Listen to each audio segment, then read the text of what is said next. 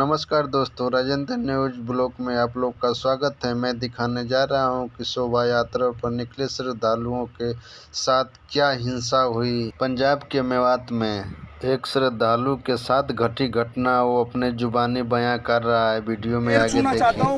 भाई तुम्हारे चरण अगर इस देश में है तो भैया मैं पैर छूना चाहता हूं। अगर तुम हिंदू हो ना तो अपने आप को इन मुसलमानों से बचा लो।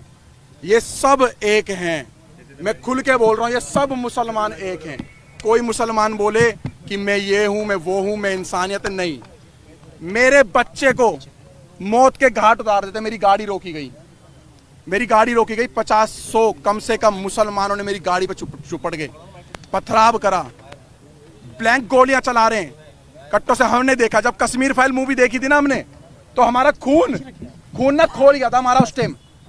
लेकिन जब हमारे ऊपर भी थी ना, तो मुझे पता है मैंने उस नन्हे से 1.5 साल के बच्चे को कैसे बचाया है। मैं मर जाता, मेरा बच्चा मर जाता, या मेरी वाइफ मर जाती, अगर भगवान मेरा राम अगर मुझे बचा देता ना, तो मैं इस देश के संविधान, इस देश के कानून को साइड में कर देता। अगर मेरा बच्चा मर जाता, जहां पर इस देश का संविधान हमारे बच्चों को और हमारे परिवार को, सनातन को नहीं बचा सकता, जहां पर ये पुलिस आर्मी और हमारे देश को नहीं बचा सकती, आईपीसी धारा ही नहीं बचा सकती, जहां पर पुलिस वालों पे गोली चल रही है, जहां पे बड़ी बड़ी अधिकारियों को मेवात जैसे एरिया में डंपरों से कुचल दिया जाता है, तो वहां पर इतनी बड़ी यात्रा हो रही थी। 1 से 1.5 लाख व्यक्तियों की, सनातनियों की पूजा करने जा रहे थे, आराध्य करने, अपने आराध्य भोले शंकर जी की। तो वहां पर आर्मी कहां गई, आपकी पुलिस प्रोटेक्शन कहां गई? 500 पुलिस वालों से 1.5 लाख बंदों की सुरक्षा आप करवा रहे थे।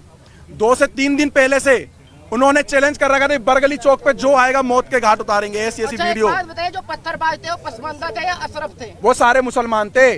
आप पसबंदा नहीं होता जी भाई साहब। कब तब आप राजनीति करोगे? गुजर, जाट, बावन, दलितों को वहां पर ऐसा दौड़ा करके मारा जा रहा था। औरतों का मांग का संदूर देख करके पत्थर मारा जा रहा था औरतों के मुंह पे। हाथ पे कलावा देख के, हाथ पे तरसूल देख करके हाथ काटे जा रहे थे वहां पर। हमारी गाड़ियों पे बजरंग दल लिखा या कुछ लिखा हुआ, कोई झंडा लगा हुआ था, उसको टारगेट बना करके मारा जा रहा था। प्री प्लान था, पूरा प्री प्लान था, पूरा प्री प्लान। 30 तारीख को फरीदाबाद के अंदर, मैं कह रहा हूं 100 में से 90% मुसलमानों की दुकानें बंद थी, मीट की और बिरयानियों की, क्योंकि इनके मौलाना द्वारा एक आदेश हो रखा था मुसलमानों को कि हिंदू जा रहे हैं मेवात, और आज ऐसी जगह पे जा रहे कि जहां पर हिंदू लाख हो जाएगा और 50,000 से ज्यादा हिंदुओं का मौत की घाट उतारा जाएगा। मैं आपको सच बता रहा हूं, मैं कोई आपको झूठ नहीं बता रहा। जब मेरी गाड़ी में आप गाड़ी में कितने लोग थे, किस तरीके से, कितने बजे की गाड़ी में हम 7, अचानक क्या हुआ वो बताइए। हम लोग 7 से 8 जने थे। जैसे ही हम लोग बरगली चौक वाले रोड पे जैसे ही हम लोग आगे की तरफ बढ़ते हैं, तो हमें दिखता है कि कुछ लोग बाइक के पास खड़े हैं, 6-7 बंदे बाइक ठीक कर रहे हैं। हमें थोड़ा सा शंका हुई कि 6-7 बंदे बाइक ठीक कर रहे हैं। आगे एक ऑटो, कम से कम 10-15 बंदे ऑटो ठीक करने में लग रहे हैं। एक ट्रक, एक डंपर के आगे उन्होंने बाइक को लिटा रखा और ट्रक वाले की गर्वान पकड़ रखी है। सब एक प्री प्लान था कि एक हवा बना रहा था कि भाई लगे किसी को कि हम लोग ये हादसे में खड़े हुए, लेकिन वो हादसे में नहीं थे। वो पूरा एक फ्रेम बना करके घेरने की इंतजार करते, जितने अंदर जा रहे हैं जाने दो। उसके बाद एक एक की लाश वहां से निकलती, और हिंदुस्तान के अंदर ऐसा हो गया कि जैसे आज से कम 20-30 साल, 25 साल, 50 साल पहले अमरनाथ की यात्रा में होता होगा या हुआ है, या जैसे कश्मीर के अंदर हुआ है, जैसे कलकत्ता में हुआ है, कर्नाटक में हुआ है, केरल में हुआ है। आज हमें पर जब बीती तो हमें लगा कि सच में ये सब मुसलमान एक जैसे हैं। आज मुसलमानों को रोडों पे उतरना चाहिए। आज मुसलमान रोडों पे उतरे जो गंगा जमुना तहजीब की बात कर रहे हैं। आज मैं कह रहा हूं अपने मुसलमानों से, देश के मुसलमानों से, जो कहते हैं हम इस देश के नागरिक है, पहली बात तो तुम इस देश के किराएदार हो। मैं बोलूंगा क्योंकि मेरे बच्चे पे बात आ गई थी, मेरे बच्चे की ना ये मौत के घाट। मेरी औरत से ये बोला गया चलो जल्दी उतरो, 7-8 जनों से ये बोला गया चलो उतरो नीचे गाड़ी से। लेकिन मैंने अपने एक्सीलेटर को पैर पे डाल करके और एक्सीलेटर का पे पंजा दबाया और अपनी गाड़ी को आगे बढ़ाया। 70 से ज्यादा गिरफ्तारी हो चुकी है। क्या लग रहा है 70 से ज्यादा लोग थे? लाखों आदमी इसके अंदर इन्वॉल्व है, लाखों आदमी। और मैं खट्टर साहब का, मैं बीजेपी का विरोध नहीं कर रहा, मैं कांग्रेस का विरोध नहीं कर रहा, मैं किसी पार्टी का विरोध नहीं कर रहा हूं। मैं साफ खट्टर साहब का विरोध करना चाह रहा हूं आपके चैनल के माध्यम से। खट्टर नहीं, मेरी बात सुन लो पत्रकार साहब। खट्टर साहब का एक बयान आया है कि हमने आधे घंटे या 1 घंटे के अंदर पुलिस भेज दी, सारा का सारा फेलियर और झूठ बात है। 3 घंटे तक उस मंदिर पे भी नहीं पहुंची थी, मंदिर के अंदर भी गोलियां चली। लेकर निकले कहां गए? बरगली चौक। अपने आप को, अपने बच्चे को, अपनी पत्नी को, जो लोग थे उनको बस भागते रहे। जहां पर हिम्मत टूटी वहां पेट्रोल पंप दिखा, पेट्रोल पंप में गाड़ी घुसेड़ दी। मैं उन अंकल जी का एहसान जिंदगी भर नहीं भूलूंगा। मेरे को और मेरे परिवार को, और उन्होंने मेरे पीछे बैठे हुए व्यक्ति को, जो किसी के बच्चे थे, किसी माँ के लाल थे, उनकी माँ की आंखों की टकटकियाँ लगी हुई थी, मैं वहाँ पे मेरे बच्चे गए और वहाँ पर हमला हो रहा है। उन अंकल का धन्यवाद करना चाहूँगा। अंकल ने बोला डरो मत, गाड़ी यहाँ लगाओ, किसी माई के लाल में दम नहीं है जो इस पेट्रोल पंप की सीमा पार कर जाए। पेट्रोल पंप पे आए और रेकी कर रहे थे बाइक और कार से पेट्रोल पंप के सामने कि हाँ यहाँ ये लड़ फंसे हुए हैं ये सारे के सारे, और मैंने भगवा, यही कपड़ा चेंज नहीं हुआ मेरा कल से, यही कपड़ा है मेरे पास, यही। इसको देख के टारगेट कर रहे थे कि अगर वो सारे का 200-250 की संख्या में आ जाते तो हमें पेट्रोल पंप पे ही मार देते, तो पेट्रोल पंप पे भी आग लगा देते। वो इस चीज को अंजाम देने वाले थे। पत्थर फेंकने वालों में महिलाएं भी शामिल थी क्या? पत्थर फेंकने वालों में महिलाओं का मेरे को नहीं पता, मैं झूठ बिल्कुल नहीं बोलूंगा।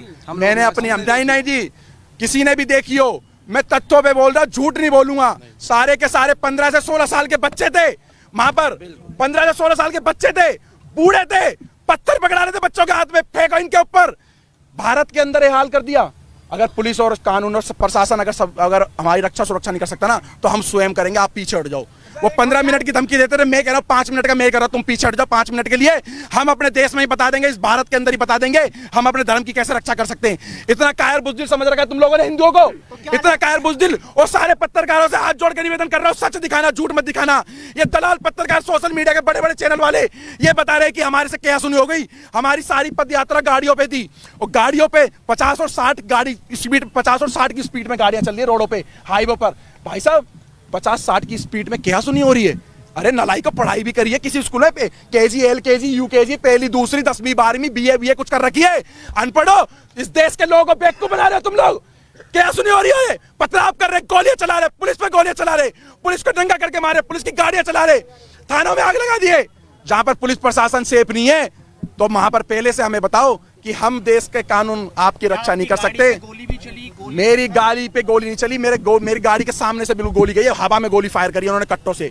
और ऐसे ऐसे वेपन उनके हाथ में थे, जो दिल्ली पुलिस के भी हाथ में ऐसे हथियार नहीं थे। आर्मी वालों के पास भी नहीं होंगे। मैं कहा दिल्ली पुलिस, हरियाणा पुलिस के हाथ में ऐसे हथियार नहीं थे, इतने बड़े सारे के सारे में बात वायलेंस हुई है, ये पूरी फंडित थी, ये 4 पूरी की पूरी, ये पूरे के पूरे प्री प्लान के हिसाब से, फ्रेम के हिसाब से। और मैं अभी भी कहना चाहता हूं, अगर तुम्हारे अगल बगल में कोई मुसलमान किराए पे रहता है, कोई भी है, पूरा बाइकआउट करो, बहिष्कार करो, उनसे किराए पे कमरा खाली करवाओ, क्योंकि सबके सब एक हैं। अब क्या मांग है? उनकी मंशा क्या थी?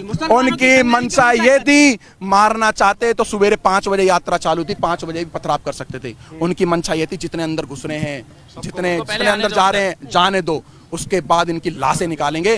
भारत के अंदर हिंदुओं पे हमला इस तरीके का हुआ। अगर तुम आप भी चुप रहे ना, तो फिर तुम अपने आपका गुनाह क्या था? हिंदुओं का गुनाह क्या था? हमारा हिंदुओं गुना, हिंदुओं गुना, हिंदू हैं हम। हिंदुओं गुना, हमारा गुनाह ये क्या है। गुना करा भाई हमने? गजवाए आराध्य, की दस्तक है ये। हाँ 47 वाला झंडा, बोलिए, गुनाह क्या था? 47। गुनाह क्या था? गुना कोई नहीं था भाई साहब, गुना ये था कि हम लोग प्रशासन के भरोसे पे रह गए। अगर प्रशासन हमें पहले बोलता हम तुम्हारी सुरक्षा नहीं कर सकते, तो हम अपनी सुरक्षा स्वयं करते, और कैसे भी करना पड़ेगा। हाँ, गजवाए हिंद की ये स्टार्टिंग है इनकी, ये गजवाए हिंद करने की, एक इन्होंने डर का मॉल बनाने की सोचा कि हम देश के अंदर एक मॉल ऐसा क्रिएट करें कि डर का और भय का मॉल।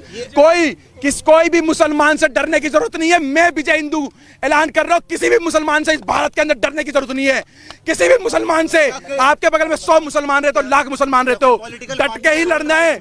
जैसे हमारे भाई, हमारे बड़े पूर्वज भगत सिंह भाई भी लड़े थे, महाराणा प्रताप और पृथ्वीराज चौहान भी लड़े थे, उनके वंशीज हो भाई, उनके वंशीज हो भाई। मैं एक बात और बताइए, क्या लग रहा है सरकार से कार्रवाई की उम्मीद दिखाई दे रही है? क्योंकि मानव अधिकार की बात आ जाएगी, सुप्रीम कोर्ट आ जाएगा। मेरी बात सुनो, उनके हत्यारों को अभी तक जो है सजा, हाथ जोड़ के विनती है, मैं सारे अपने नालायक देश के सुप्रीम कोर्ट के जजों से बोलना चाहता हूं, सारे देश के IAS IPS कमिश्नर DCP साहब से बोलना चाहता हूं, अगर मेरा 1.5 साल का बच्चा मर जाता तो कौन सा जज मेरे बच्चे को लाके देता?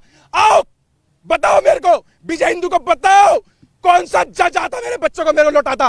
1.5 साल के बच्चे को मौत के घाट उतार देते, तो मैं भी प्रशासन और संविधान को साइड में करके और चाहे मेरी जान चले जाती, मेरे बच्चे पे पथराव कर रहे थे ये लोग। जो महिलाएं फंसी हुई थी उनकी जांच, महिलाओं पे गोली चलाई गई है, महिलाओं पे डंडे मारे गए, पत्थर मारे गए, महिलाओं के मुंह पे पत्थर मारे गए। मेरे पे नहीं, इस बात नहीं है, मेवात जैसी घटना के बाद नहीं है, मेवात जैसी